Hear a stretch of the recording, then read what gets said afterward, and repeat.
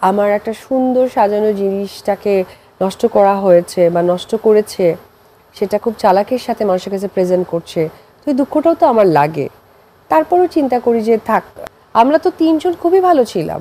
আবারও অন ক্যামেরায় নিজের পরিবার নিয়ে কথা বললেন অপু বিশ্বাস। অপু বিশ্বাস বলেন, বুবলি আমার সাজানো গোছানো সংসারটা নষ্ট করে দিয়েছে।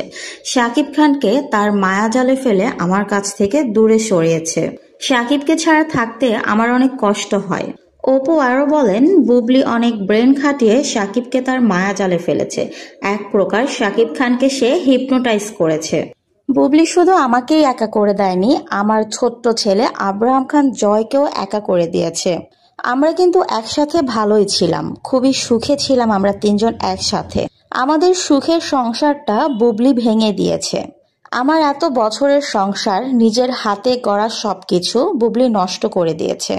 বুবলির জন্য আমার নিজের হাতে গড়া সংসার ভেঙে গিয়েছে। আজকে যেই পরিস্থিতিতে আমি এবং আব্রাহাম খান জয় আছি, সেটা শুধুমাত্রই বুবলির জন্য।